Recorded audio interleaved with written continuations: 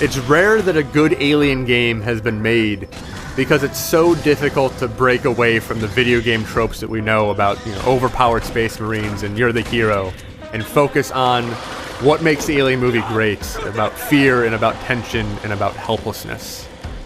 Alien is all about being alone and being basically helpless against a threat that's stronger than you and faster than you and smarter than you.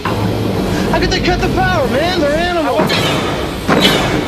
And all it really wants is to kill you, and you don't have much chance against it. So you're constantly scared, you constantly have this sense of dread, of doom, of imminent death. And that's kind of what makes these movies click, is that you are kind of clenching your seats and you're tense the whole time because the characters, they could die at any moment. The whole idea of the Alien movies is that you're the hunted, basically. And in video games, you're the hunter. You're the aggressor. You're the one with the big gun and the bad attitude. And so the Alien games have often taken that approach, where they arm you with these cool weapons and they put you in locales that you recognize from the movies, but then you're just gunning down xenomorphs left and right, which is just a huge contrast, because instead of terror, you have confidence and you have power, and you're killing them in droves. So one of the interesting things is that you can make a really fun game by having an overpowered space marine fighting xenomorphs. And there's been a lot of really good games based on this franchise, but they're not good Alien games. So there have been other games outside the Alien franchise that have actually done certain elements really well that would make for a great Alien video game. If you look at Dead Space, for instance, that initial game understands pacing. Things don't happen all the time. And that's why it's so scary, is that you don't know when you're going to be attacked, and you go minutes at a time waiting for anything to jump out, and your nerves are shot because of that. So when you combine it with the excellent sound design and the atmospheric visuals, like, it just makes for a really tense and gripping game, because you're waiting to shoot and there's nothing there.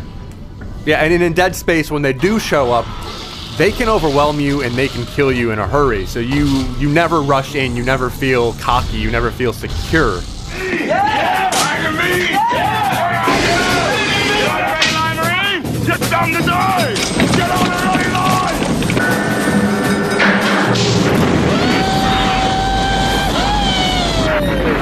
Overconfidence is interesting because you can start the game as that cocky Marine who thinks that they're a badass.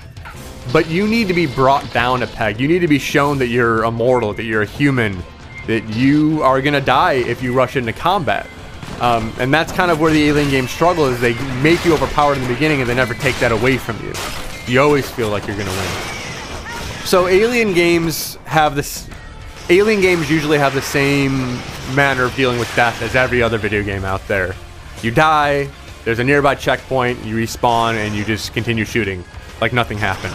And that works for most games, because most games are just kind of power fantasies, and that's fun.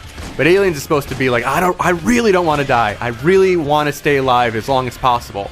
And if you look at something like Dark Souls, you don't necessarily get set really far back, but you lose your souls.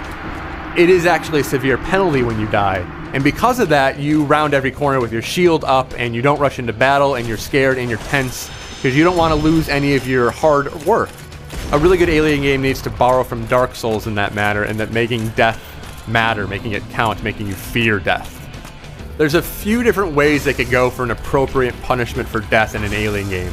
There's the roguelike method, where you just kind of get as far as possible, like in Binding of Isaac, and you might die, but you're going to have a lot of fun playing to that point, and then you're going to want to try to even get further the next time. And that's one way to handle it. And there's also, if you look at something like XCOM, or you look at something like Fire Emblem, in these games you grow connected to your troops, and when they die, it's permanent, and you lose a lot of progress because you leveled them up and you bonded to them as characters. So if you have fellow Marines by your side, AI Marines that you care about, and then they die, then you would want to cover their ass all the time. I got signals, I got readings in front and behind. There's nothing back here. Look, I'm telling you, there's something moving and it ain't us. Get them out of there! Yeah, and characters is just another place where the Alien games have suffered, because they just have these Semper Fi Marines that you don't care about. If they took a cue from something like Walking Dead, you're willing to make some tough decisions to save as many lives as you can, because you really care about all of those characters. And that's what Aliens has been missing, is they need to develop people that you want to live and that you are willing to risk your life to make sure that they're as safe as possible. So Alien games have kind of gotten into the trap of bringing you to recognizable locations like Hadley's Hope, but they don't bring anything interesting to it. There's no new perspective. If you look at something like Metal Gear Solid 4, that had Shadow Moses from the original Metal Gear Solid, and it showed it to you in a new light. It was first a nod to the original by having the old style graphics, but then it was also an amazing level on its own right. I was having that dream again. We're here. That was one of the highlights of the game, actually. It was tense and it was scary because you have to fight the geckos. It was more than just fan service. It was more than just, hey, you remember that cool place? It was awesome in its own right, and that's what the Alien games have to realize, is when you're reusing old locations, you have to make them awesome in the game and not just rely on nostalgia. So first-person shooting is super fun and super precise, and you can just see tons and tons of games that use it well.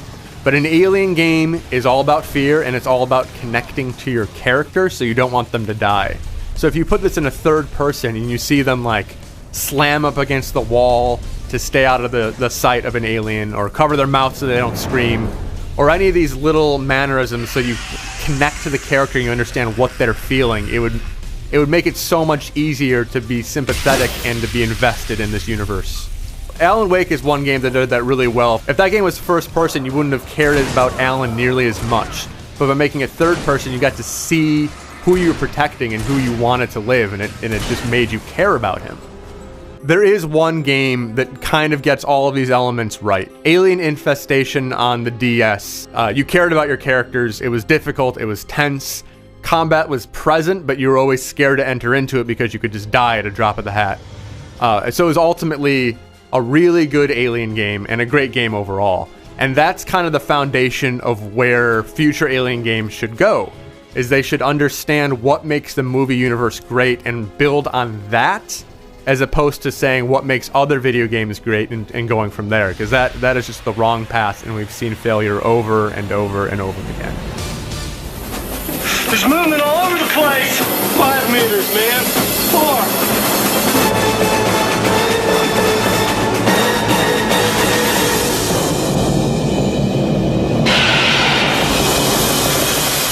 Alien.